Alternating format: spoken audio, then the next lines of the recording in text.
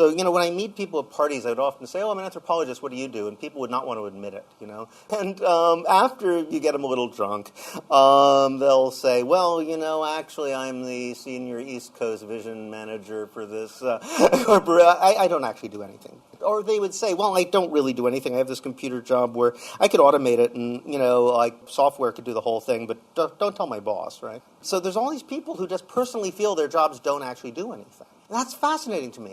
Because a huge percent of the workforce, I thought, 20, 30%, were sitting there every day thinking, I'm not actually doing anything. I hope nobody figures it out. La mayoría de las personas intenta dividir su vida laboral y su vida personal para no llevar un peso extra de un plano al otro. Sin embargo, es probable que al final ambos polos se entrecrucen para bien o para mal. En el mejor de los casos, nuestros compañeros de trabajo se convierten en amigos. Encontramos pareja en la oficina, lloramos en el baño por penas traídas de casa o llevamos hasta la almohada el fastidio de un pésimo jefe. Severance, creada por Dan Erickson y dirigida por Ben Stiller y Aoife McCardle, es una tentativa por situarnos en una realidad donde estas dos esferas se desligan totalmente por vía de la ciencia ficción. Imagina que trabajas en Industrias Lumen. Llegas al lugar y al descender por un elevador tu mente se separa de tu historia de vida. Eres una persona libre de tus memorias durante 8 horas. Y al salir tampoco recuerdas nada de lo que ha sucedido. Así cada día, cada semana. Tu versión laboral puede entablar amistades, ganarse enemigos, ligar con el de al lado, equivocarse o innovar. Todo sin que tu versión externa se entere de nada. Mark Scout, protagonista de la serie, lidia con la muerte de su esposa de esa manera. Esta vida alterna es una última opción para alejarse de su angustia, al menos durante su jornada. Dentro de Lumon descubre un entramado de situaciones que tocan temas como el amor, el trabajo y la soledad, y de paso los misterios de un antiguo culto y las acciones poco éticas de una corporación. En 2013, el antropólogo David Graeber publicó un artículo en la revista Strike, titulado Sobre el fenómeno de los trabajos de mierda. Sus ideas causaron una amplia polémica que le animó a desarrollar más su teoría en el libro Bullshit Jobs. Aquí, Graeber analiza un problema que se agrava cada vez más en nuestros tiempos: la existencia de empleos sin sentido en los que al trabajador nunca le queda claro el objetivo de su trabajo ni el beneficio que se obtiene de él. Pareciera que trabajamos solo por trabajar. El autor lo define así: un trabajo de mierda es un empleo tan carente de sentido, tan innecesario o tan pernicioso que ni siquiera el propio trabajador es capaz de justificar su existencia, a pesar de que, como parte de las condiciones del empleo, dicho trabajador se siente obligado a fingir que no es así. Este fenómeno exacerbado por el capitalismo produce empleados incapaces de sentir algún grado de compromiso por su trabajo, o acaso una mínima satisfacción. Consultores de recursos humanos, coordinadores de comunicación, estrategas financieros, entre otros puestos, son ejemplos de lo que explica Graeber.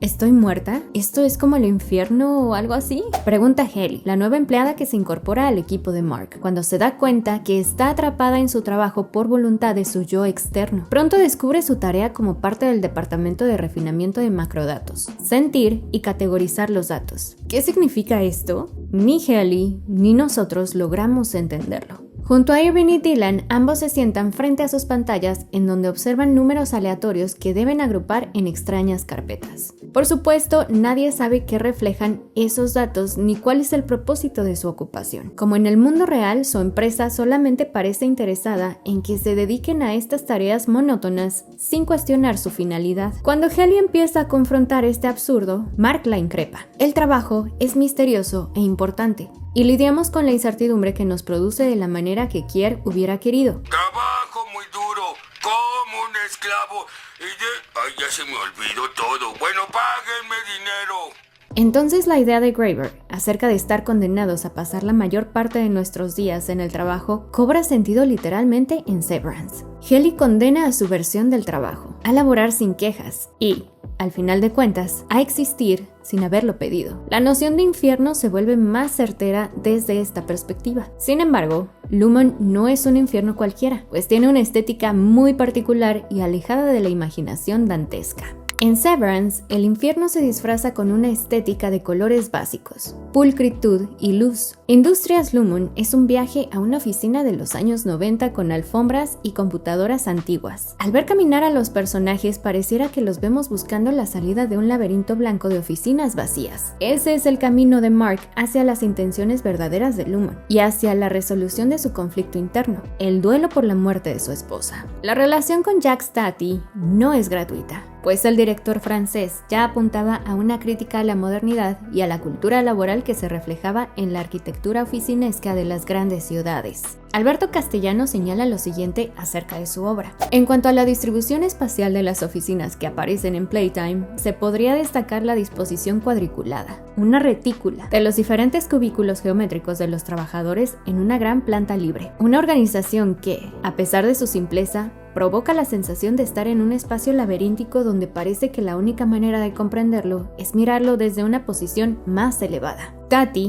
pone de manifiesto, con esta disposición de las zonas de trabajo, la dificultad de establecer relaciones sociales entre los personajes, que continuamente se buscan pero no se encuentran. Esta interpretación podemos aplicarla al espacio en Lumon, conectado por pasillos infinitos con giros inesperados y oficinas cuyo propósito es desconocido. La intro animada de la serie muestra claramente este sitio laberíntico y el conflicto de identidades que se desarrolla en cada personaje. A su vez, esta disposición de oficinas refleja esa misma dificultad por relacionarse con quienes realmente son, pues están conscientes de ser solo la versión temporal y artificial de otra persona, quien ha decidido darles vida cada vez que inicia el horario laboral. Este infierno diseñado por Tati es más cercano al de Jean-Paul Sartre en su obra de teatro A Puerta Cerrada que al de Dante. Como en la obra del filósofo, en Severance se establecen las figuras del verdugo entre los departamentos de refinamiento de macrodatos y el de óptica y diseño. Hay una rivalidad que los confronta sin siquiera conocerse de cerca. Como Irving, el personaje de Garcin en la obra teatral, intenta ser la parte conciliadora. Únicamente, en fin, si es que puedo permitirme un consejo, creo que debemos conservar entre nosotros una extremada cortesía. Ello constituiría, creo yo, nuestra mejor defensa. Al final los personajes de Sartre acaban por destrozarse unos a otros a través de su mirada y terminan por pronunciar la sentencia conocida: el infierno son los otros. Por otro lado, la serie propone una versión más positiva de este infierno, pues al final la colaboración sí logra abrirles la puerta de salida. La intimidad entre los personajes de Erickson es lo que les salva, e incluso el amor parece ser un elemento clave para librarse de su condena. The Lumon manual doesn't say anything about lip-to-lip contact. It does discourage romantic fraternization. Petey, antiguo compañero de Mark que se ha reintegrado y recuperó sus memorias completas, le explica a su amigo que en el trabajo a veces llegaba con los ojos enrojecidos por haber llorado, pero se lo achacaban a una supuesta alergia. Llevas el dolor contigo, también lo sientes allá abajo, solo que no sabes lo que es, le dice Petey. Aunque el procedimiento quirúrgico de la separación parece eficaz, la mente logra sobreponerse y traspasar los límites impuestos por Lumon. Irving, por ejemplo, sufre de alucinaciones mientras trabaja en su escritorio, y fuera de Lumon, su otro yo pinta cuadros donde plasma inconscientemente su vida en el trabajo. Por esta razón, el guión tiene otro grado de complejidad, pues cada personaje tiene dos tramas, una fuera y una dentro de Lumon, las cuales se transponen gradualmente mientras avanza hacia el clímax. El elemento que logra este efecto es una de las esperanzas de los personajes. Tal vez el amor trasciende la separación, comenta Dylan, más o menos en broma. Pero esta idea no está planteada sin razón. El vínculo formado entre Mark y Helly es el que detona, junto a la aparición de Petey, la rebeldía de Mark y su búsqueda por encontrar la verdad sobre Lumon. Rumbo al final de esta temporada, el amor cobra una relevancia mayor para la libertad de los personajes principales. La intención de Irving por continuar su relación con Bert fuera de Lumon,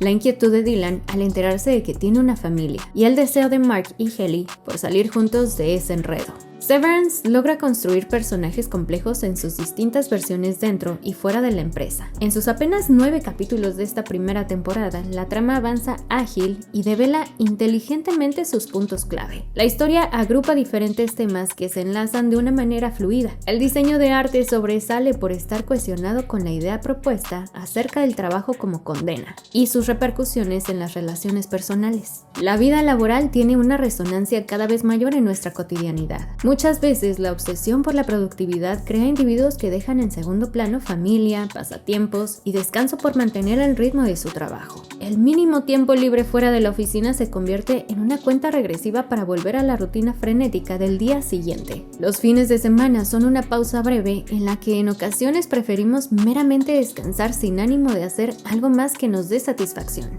La propuesta de Dan Erickson pone de relieve este problema desde la ciencia ficción y nos invita a cuestionarnos qué tanto valor damos a nuestro trabajo y cuánto de nosotros olvidamos por estar en él.